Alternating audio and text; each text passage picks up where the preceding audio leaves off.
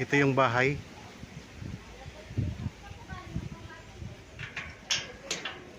Dito sa harap ng bahay mga kaprops. Yan, may space tayo dito. Tapos ito naman po yung parking area. Ayan. Ayan yung kotse na kasama sa bentahan. May bakod na po ito. Magandang araw po mga kaprops. Dito tayo ngayon sa bayan ng Nagkaralan, Laguna. Meron akong property na i-offer sa inyo. Ito na po mga kaprops. Ito na po ang right of way ng property. 3 meters po ang lapad nito. Tapos palibot na po yun ng bakod. Ipakita ko po muna yung highway mga kaprops. Ayan. So mula dito sa right of way, ito na po yung highway. Itong direksyon na ito mga kaprops, pag tayo po ay pakanan, yan po ay papunta sa bayan ng Nagkaralan, Laguna, yung nakakasakop ng bayan ng property na to. Pwede rin tayong dumaan dito papunta sa Liliw, tapos papuntang Mayhay. Yan mga kaprops, malawak po ito na highway. So Kalawan to Nagkaralan Road dito. Maraming nadaan dito mga kaprops. Dito sa kaliwa ay papuntang San Pablo, Kalawan, papuntang Manila mga kaprops. Okay, habang kayo po ay nagpapahinga at nagre-relax dyan sa inyong bahay, samahan nyo po ako sa pag-iikot dito sa property. Ako nga po pala si Bads, ang inyong kasama sa mga virtual viewing sa mga property na in-offer namin. Meron na tayong linya ng kuryente at saka meron na rin po itong access ng tubig mga kaprops. Tara, pasok po tayo. So sarili na po itong right of way mga kaprops ng property. Ang sukat nito ay 1,433 square meters. At ang kagandahan nito mga kaprops, kasama po yung kotse sa bintahan nito. Yan. Mula dito, simentado na yung dadaanan natin. Pinasemento na yan ang may-ari nitong property. Tapos sa likod ng property mga kaprops, meron tayong mountain view. Ayan o.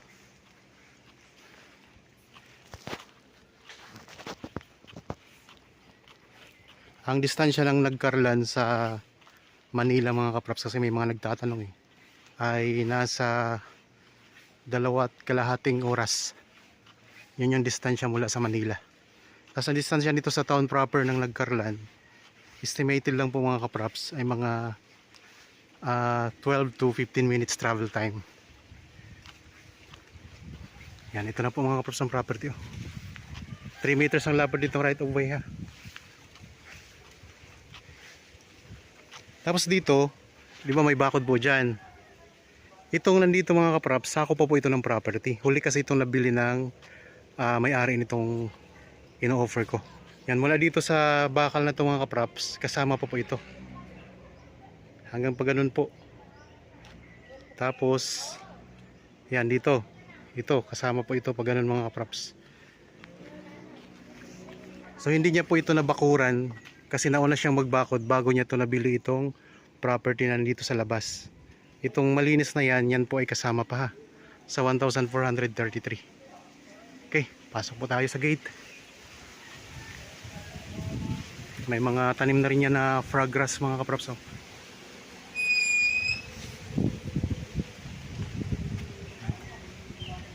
Ito yung bahay.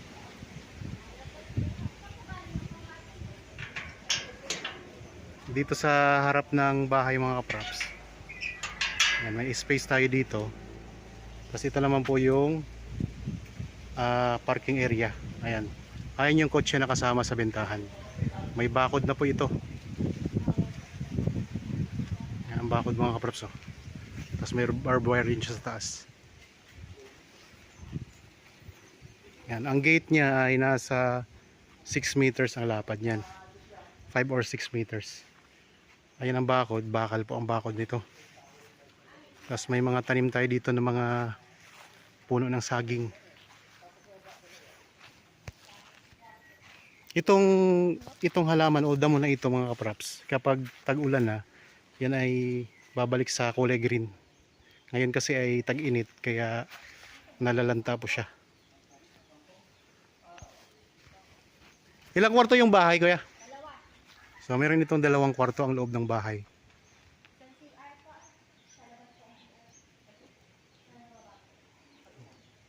Meron itong CR sa loob, isang CR. Kaya bago tayo pumunta doon sa loob. Saan ang daan pa akyat? Sa parking? Sa parking? Okay. Meron na rin itong mga, kasama ang mga gamit.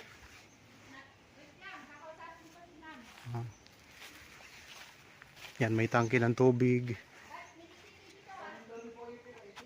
Mayroon na rin itong mga CCTV mga kaprops. CCTV camera. Tapos may mga kulungan tayo dito ng mga alagang manok. Ayan. So palibot na lang bakod. Ayun bakod mga kaprops sa likod. Oh. May mga tanim din ng mga lansones. Ayan, may mga graba na rin silang nilagay dito. 1,433 square meters ang buong sukat nito mga kaprops. Dito sa gilid, dito naman yung bakod niya. Sementadong pader na po yan.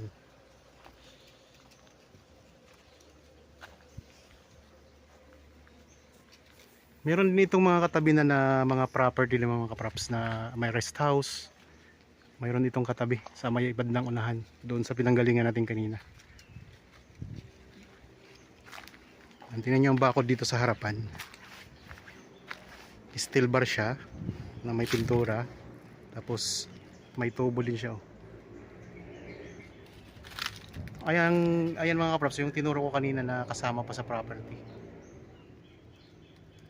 So may ano naman siya, may tanda naman siya, yung ano na yung nylon. Yun yung tanda ng boundary niya. At saka yung hawan na yan po yung kasama pa po sa property na to. Kung gusto niyo magpa-schedule ng actual viewing para makita nyo ng personal itong property, kontakin nyo lang po kami sa mga contact details na nandyan sa inyong mga screen. Ito ay malapit na lang din po sa bayan ng Kalawan at malapit lang din po ito sa bayan ng Victoria mga kaprops. Meron na tayo ditong water pump. Ayan o. Yan, ito yung source ng tubig natin.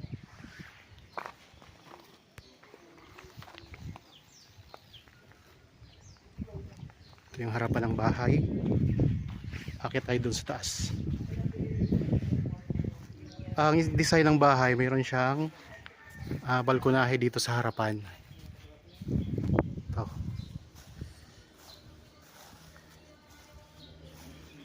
Yan, ayan ang CCTV. Maaliwalas po mga kaprops ang pwesto dito.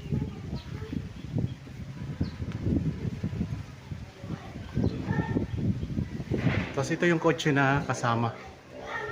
Yan, kasama po ito sa bentahan mga kaprops. Accent. So ang mga detalye ng property na ito at iba pang mga importanteng details ay mababasa nyo po sa description box. At ang presyo naman ito ay mababasa nyo po sa title at saka sa description box din po. Yan, ito yung parking area. Ano, perhaps ang parking area. Bago pa lang tong kotse.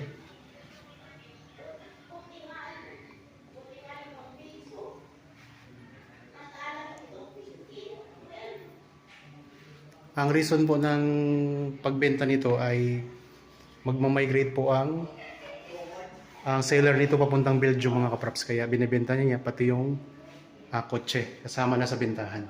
Okay, akit po tayo. Dito tayo sa rooftop.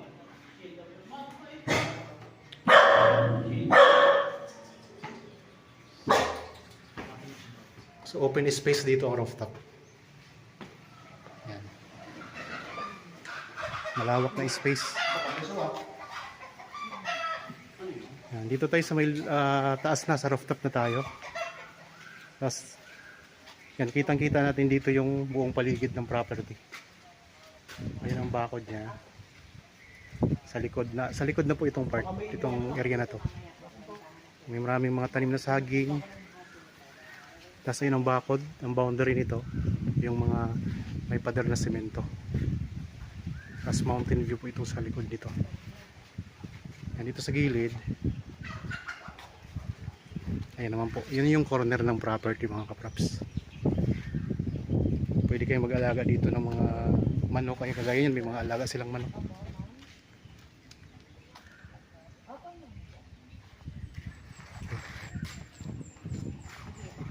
Maganda dito sa taas, no? Aliwalas.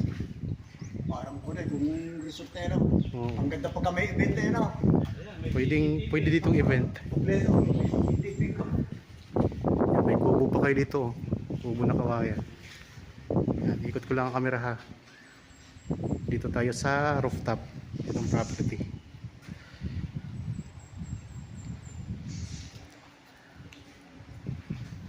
Kung gusto nyo ipa-tiles, ayan, pwede itong ipa-tiles mga kaprops.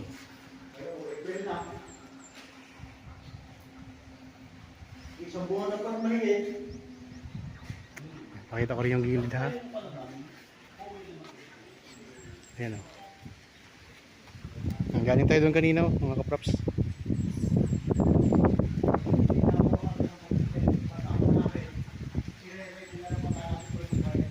Yan mga lansones daw yung lansones niya. May kamyas din pala. Ayan, may kamyas eh. Sarap ditong ano, tumambay sa taas. Kasi ang sarap ng hangin, presko. Ulitin ko lang ha, yung nandun sa labas, yung hawa na yun, kasama ko po yun sa property.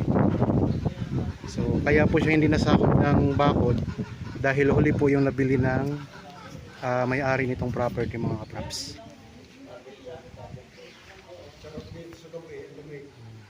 Sarap matulog dito. Dito naman tayo sa gilid. Yan, may mga halaman din tayo dito.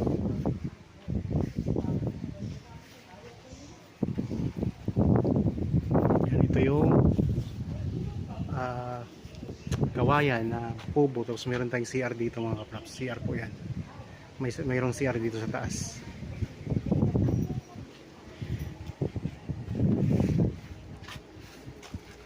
Ito naman yung katabi nating property. So hanggang dito lang kasi tayo sa padiran na ito mga kaprops.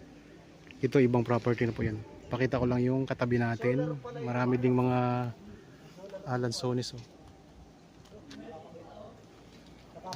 Meron ng linya ng kuryente at tubig itong mga kaprops ha. May mga CCTV na. Ilang kwarto ulit? Konsay? Dalawang kwarto. May dalawang kwarto sa loob. Doon sa baba nito. Yan. So kung interested po, kontakin nyo lang po kami sa mga contact details na nandyan sa inyong mga screen. Mayroon tayong Viber, cellphone number, Facebook Messenger at saka WhatsApp.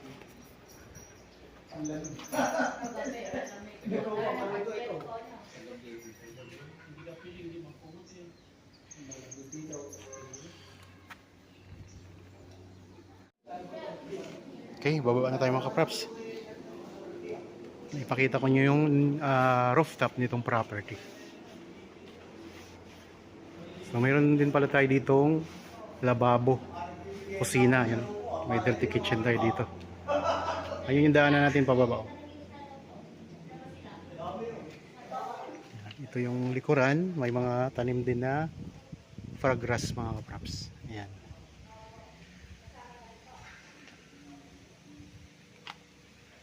Kung interested po, kontakin nyo lang po kami sa mga contact details na nandyan sa inyong mga screen. Meron tayong Viber, cellphone number, Facebook Messenger at saka WhatsApp mga kaprops. Okay, balik na tayo sa baba.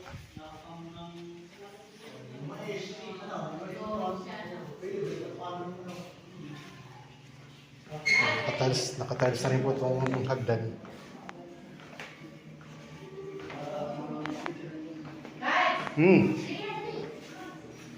Asa na? Ayun, doon siya ako. Ano nga to? Tinitingnan Doon ako sa harap dadaan. Sa harap ako dadaan. Pasok. Sa harap. Bili. Sa harap. Sa harap. Pasok tayo dito sa Iba-iba. bahay. O yung kasama si ano? Si Igoy. Yan. Ay, iba naman pala. Dito tayo sa kusina.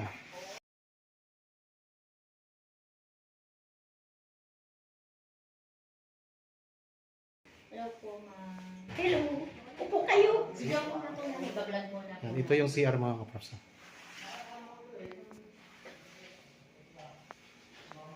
Yan, malawak din po ang CR. Meron ding mga lababo dito. Kasama na po yung gamit ko sa akin. Ito lang.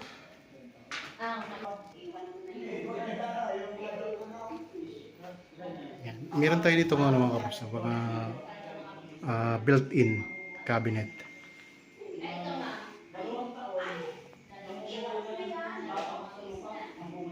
Yan, ito may maliit tayo na dining area dito. Alam mo, para hindi pa May pintura na rin po ito. malalagay ko namin sa iyo. Tsaka masisira ka sa tao. Yung dating ng ano. Oo. Yun nga po, ginagawa ko namin. Kaya pinikilat ko namin. Yan, ito kasama po ito sa bentahan mga kaprops. Sa balde? Opo. Sa balde. Itong lamesa nito.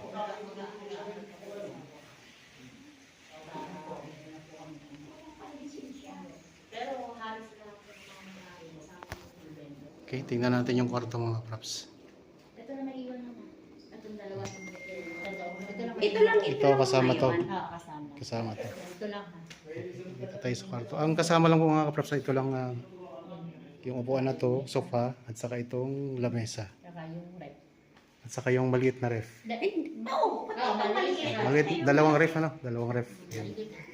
Ito yung ref Hindi mga naman siya tagal naman na to. Ito talaga, bago yan na ano na yan. Kaso, siyempre, old model na. Yan, ito yung ref na maliit, saka ito naman yung isa. Ref, isang sofa, at saka yung lamesa, yung dining table. Nara yan. Nara yan. Nara pala yung dining table mga kaprops. Lifetime yan. Tapos ito naman yung kwarto, dalawang kwarto po ito, pero hindi kasama yung ano mga kaprops. Makuha mo yun.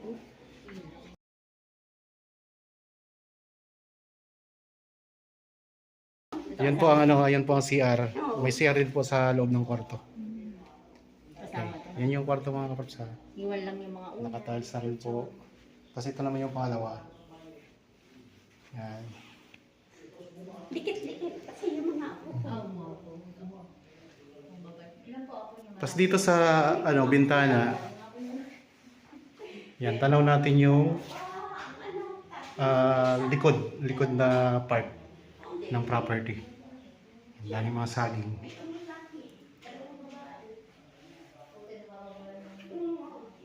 Tapos ito na yung gilid. Oh.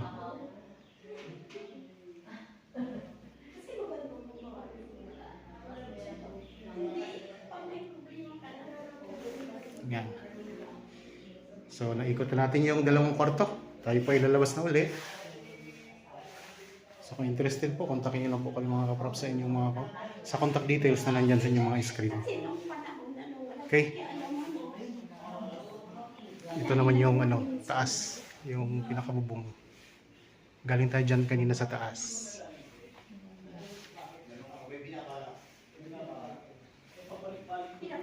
Tayo dumaan kanina sa kusina sa kabilang exit. So ngayon dito tayo dadaan sa harap naman. Dito. May tao dito. Tapos, dalawa rin. Ito yung Andyan balkonahe. Di tapos Yan. minangungan ko.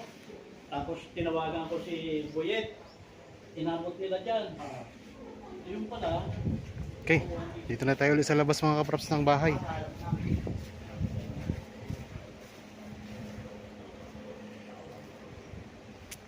Kung interested po kayo, ayan lang po ang presyo. Napakamura lang po nito mga kaprops. Titirhan nyo na lamang 1,433 square meters.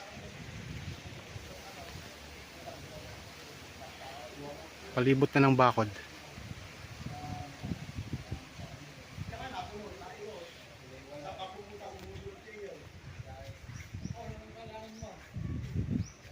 Yan, ito yung gate natin ha. Diretso na po yan sa highway. Highway na po yan mga kaprops eh. Yung pinanggalingan natin kanina sa simula nitong video. Ayan o. Okay mga kaprops, sana nagustuhan nyo itong property na in-offer ko sa inyo ngayon. Para po sa mga bago pa lang sa aking channel at napadaan lang po dito sa aking channel, huwag nyo pong kalimutang mag-subscribe at pindutin na rin po ang notification bell para maging updated kayo sa mga bagong property na i-offer namin. Maraming salamat po, lagi tayong mag-iingat at God bless po sa ating lahat mga kaprops.